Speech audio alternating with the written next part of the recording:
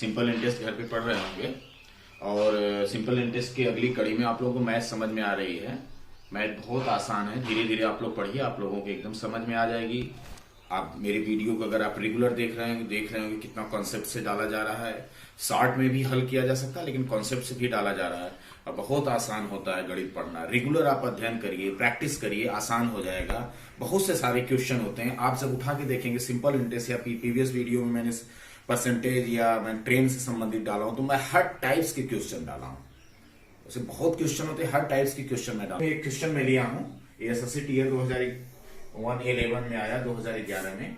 एक आदमी है, उसके पास 1,20,000 रुपए हैं और उसके पास दो बच्चे हैं, एक 12 वर्ष का और एक 14 वर्ष का। इन 1,20,000 में वो सोच रहा है कि हम दोनों के नाम राशि जमा करें कि जब वो 18 वर्ष के हों अर्थात बालिग हो तो उनको समान राशि मिले। समान राशि मिले तो आप वही पूछ रहा है कि कितना कितना जमा करना पड़ेगा।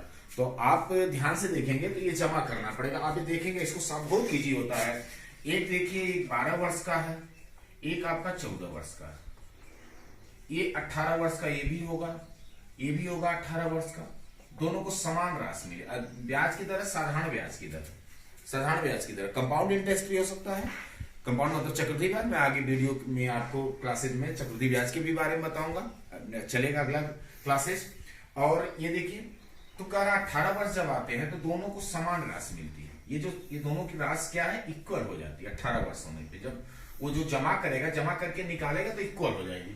अब क्या, जैसे राशि समान हो तो राशि समान मिले तो किसकी बात कर रहा है? अब ये देखेंगे, ब्याज की नहीं बात कर रहा, टोटल राशि की बात कर रहा है। टोटल राशि की मतलब मिश्र धन की बात किया।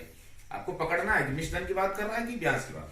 चलिए, जब ये 12 वर्ष का इसको आज जमा करेगा तो 12 वर्ष का 18 वर्ष होने में कितना समय लगेगा, 6 साल। इसको 18 वर्ष होने में कितना समय लगेगा, 4 वर्ष। अर्थात जो बड़ा पुत्र 14 वर्ष वाला बड़ा पुत्र है और छोटा पुत्र जो है वह छोटा पुत्र कितने साल का है? ये देखिए, ये जब 18 वर्ष हो जाएगा, तो ये कितने साल बाद बड़ा पुत्र को होगा? ये देखिए 4 साल बाद, ये होगा इसका 6 साल बाद। 18 - 14 4 साल, 18 - 12 6 साल। मतलब इनको 6 वर्ष मिलेगा छोटे पुत्र को, बड़े पुत्र को 4 वर्ष। और मैंने बताया, जब आप तुरंत क्या पहले बात क्या करिए, जय वर्ष का है तो यहां से घटा दीजिए 6 वर्ष और 4 वर्ष। और आपके जानते हैं टोटल ब्याज दर ज्ञात करिए, उससे आप अनुपात बना दीजिए, अनुपात से तुरंत ज्ञात करिए, टोटल ब्याज करिए। तो आपका जो बड़ा पुत्र को हम फर्स्ट मानते हैं, छोटे पुत्र को हम सेकंड मानते हैं। बड़ा पुत्र का कै साल जब जमा करता है तो कै साल बाद निकालता है, 4 साल बाद। दर दोनों के लिए समान है 5%। छोटा पुत्र का जमा करता है 6 साल, क्योंकि 12 वर्ष का है, 18 वर्ष में निकालेगा 6 साल, 5% बराबर है 24%। ये हो जाएगा आपका 6 × 5 = 30%। 5 को 20% और 30%। आप जानते हैं, इसको परसेंटेज लीजिए, फर्स्ट का परसेंटेज, सेकंड का परसेंटेज। फर्स्ट का हो जाएगा 20/100 और इसका हो जाएगा 30/, फ्रैक्शन बना लीजिए। अब देखिए क्या बात किया, समान राशि मिले। मैंने पूरे परसेंटेज में आपको बताया समान राशि मिले। टोटल राशि तो मिश्र धन होता है, हाँ ब्याज की बात करेगा तो 30 संबंधे 20 हो जाएगा। लेकिन ये क्या है कि टोटल मिश्र धन की बात किया। मिश्र धन क्या होता है, ये देखिए मैंने आपको बताया, जब आप इसकी फ्रैक्शन जब बनाएंगे तो ये मूलधन होता है और जो टोटल ब्याज, ये ब्याज हो जाता है, ये भी ब्याज हो जाता है, ये मूलधन आपका हो गया। तो मिश्र धन, टोटल राशि की बात किया। मिश्र धन क्या हो जाएगा, 20 + 120 बराबर 100।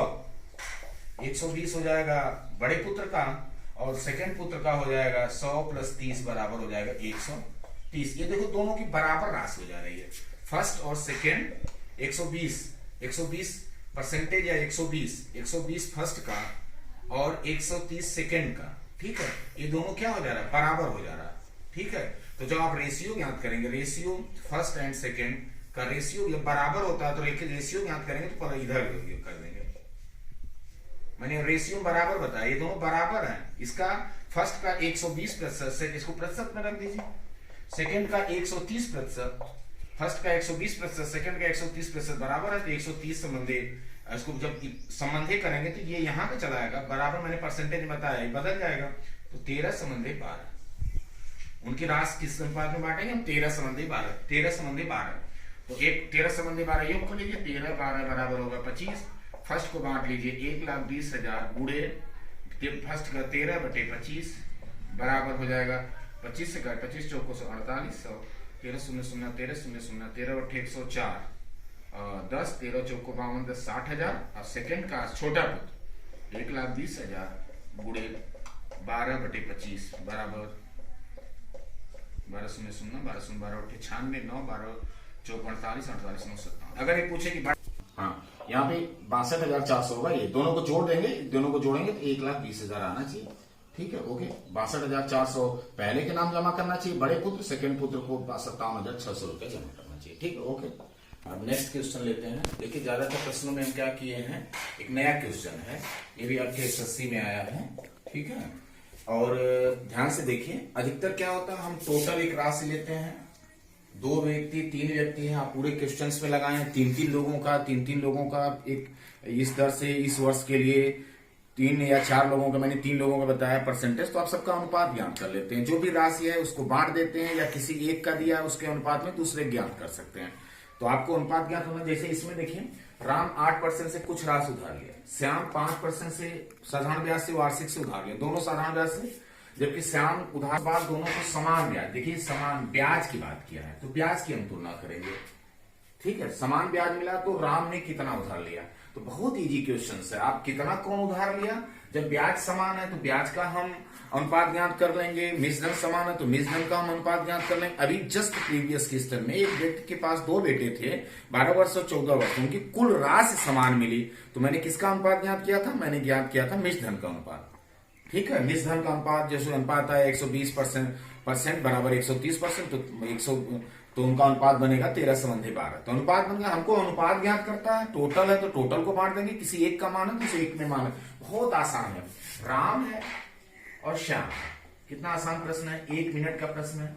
टोटल ब्याज दोनों का ज्ञात, तुरंत आप क्या करिए, राम ने 8% से कै साल के लिए लिया, 3 साल के लिए, श्याम ने 5% से कै साल के लिए, 3 साल के लिए, तो दोनों का ब्याज समान है, जिसका 24% राम का, श्याम के कितने परसेंट के बांध दिए, 15% के समान। साधारण ब्याज समान है, राशि कितना इसका मतलब नहीं, ब्याज समान है, ब्याज राम का 15, जो भी राम का श्याम का जो भी अमाउंट होगा उसका 15%, राम का जो भी अमाउंट होगा 24% समान होगा, तो इनके राशियों का अनुपात, राशियों का रेशियो अनुपात, अनुपात मैंने कहा ब्याज समान है, ब्याज को हम यहाँ पे लिख सकते हैं 24/100 और 15/100, ये भी लिख सकते हैं। मिश्रण ज्ञात करना हो तो इसको जोड़ देंगे, मिश्रण की बात करेगा तो 124 हो जाएगा, इसको जोड़ेंगे 115, लेकिन मिश्रण की बात नहीं किया है, ब्याज की बात किया, तो ब्याज ऑलरेडी 15% है, 24%, तो ये अनुपात है, अनुपात राम संबंधी श्याम का अनुपात ज्ञात करेंगे, ये बराबर है तो इसको उलट देंगे, मैंने परसेंटेज में आपको बताया, इसको ये जब ये बराबर कोई चीज होती है तो 2 लोग हैं तो पलट देते, 15 संबंधी 24%, ये दोनों एक दूसरे के राशियों का अनुपात। ये देखें कि ब्याज का बराबर है, ब्याज बराबर है, राशियों का अनुपात परसेंटेज से परसेंटेज कर देगा, 3×5 = 15, 3×8 = 24, राशियों का अनुपात 5/8 है।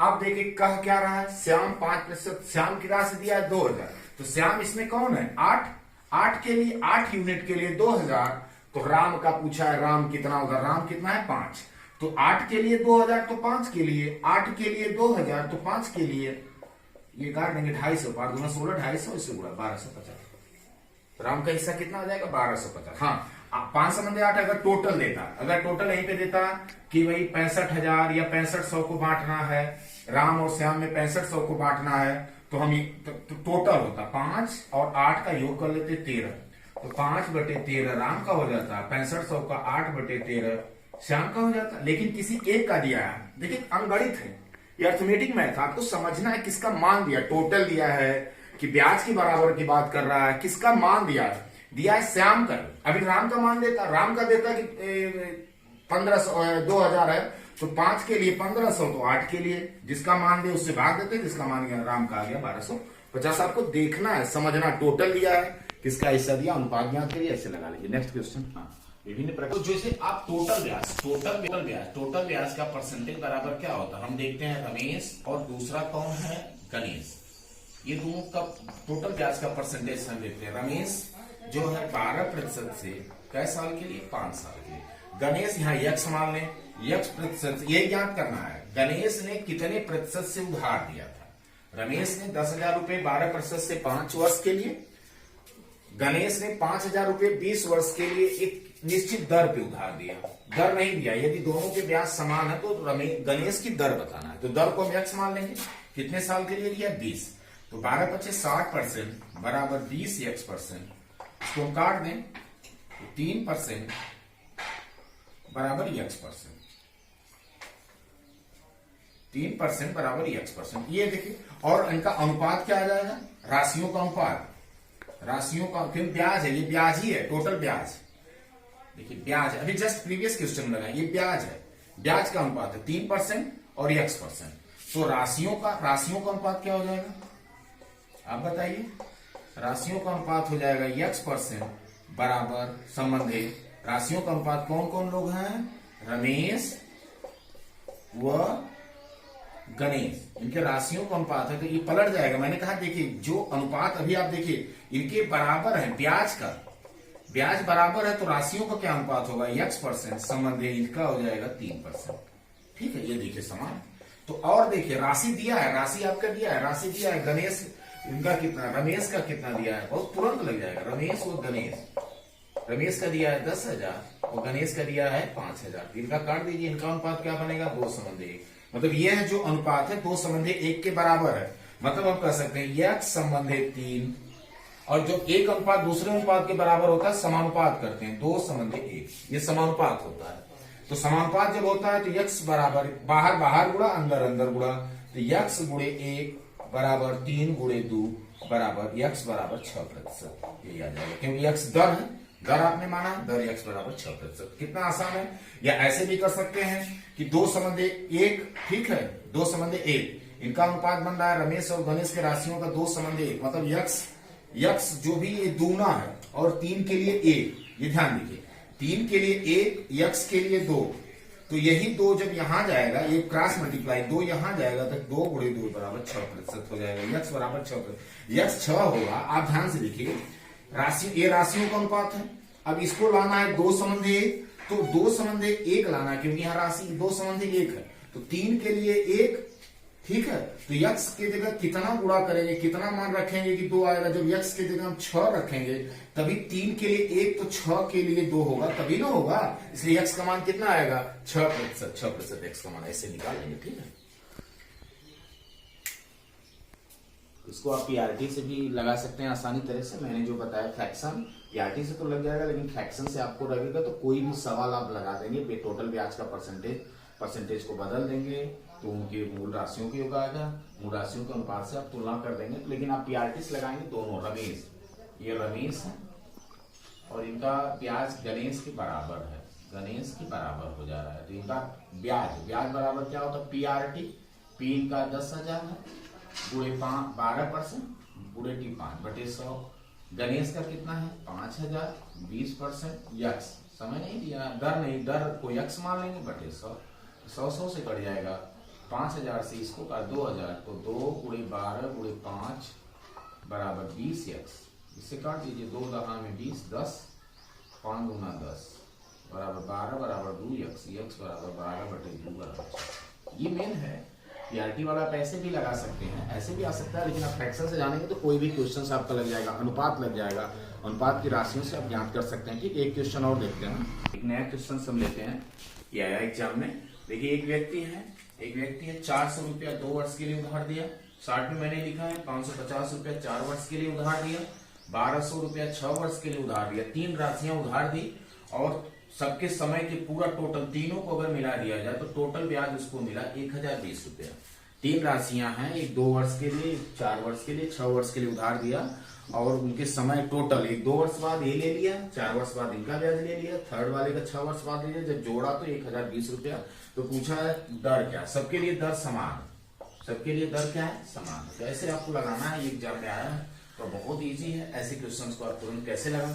एक चीज आप जानिए, कोई राशि जैसे जितने वर्ष की होती है, अगर उतना ब्याज एक ही वर्ष में पाना है तो उसका उतना गुना कर दिया। जैसे मैं एक उदाहरण ले रहा हूँ, अगर आपके पास 5,000 रुपया है और आप 3 वर्ष में जो ब्याज पा रहे हैं, जो भी चाहे 5% चाहे 10, जो भी ब्याज की दर है उससे नहीं मतलब। तो एक चीज ध्यान से रखिए, अगर कोई कहे कि एक ही वर्ष में उतना ब्याज पाना, दर वही रहे जो पहले थी वही दर बाद में, एक ही वर्ष में पाना है, तो आप क्या करिए, इसका गुणा कर दीजिए। मतलब आप 5 गुणे 3 बराबर 15,000 रुपया एक ही वर्ष में पा जाएंगे।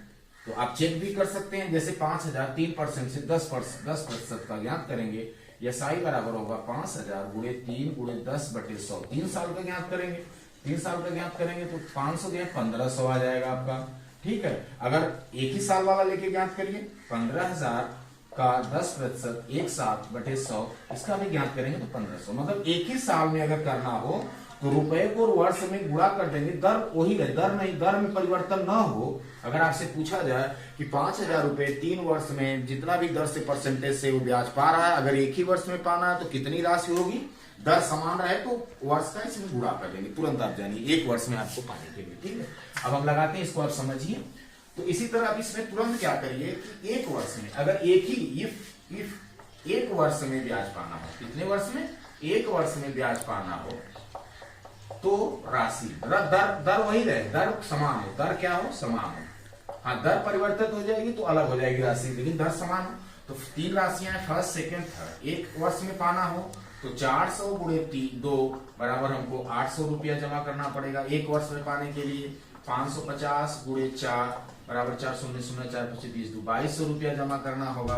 1200 गुणे 6 बराबर 7200 रुपया जमा करना होगा। टोटल कितना हो जाएगा, टोटल 8 × 10 × 12 7 × 9 10,200 रुपया टोटल हो जाएगा। कै वर्ष के लिए, एक वर्ष के लिए करा। और चाहे ये 6 वर्ष में मिले, लेकिन टोटल अगर ब्याज यही पाना है, इतनी राशियां 400 500 50 और 1200 रुपया 2 वर्ष अलग अलग हैं, लेकिन अगर टोटल राशियों को एक वर्ष के लिए ब्याज पाना, वही ब्याज पाना हो तो कितना जमा करना पड़ेगा, 10,200 रुपया। मतलब एक वर्ष का ब्याज 10,200 का कितना, 1,020 रुपया।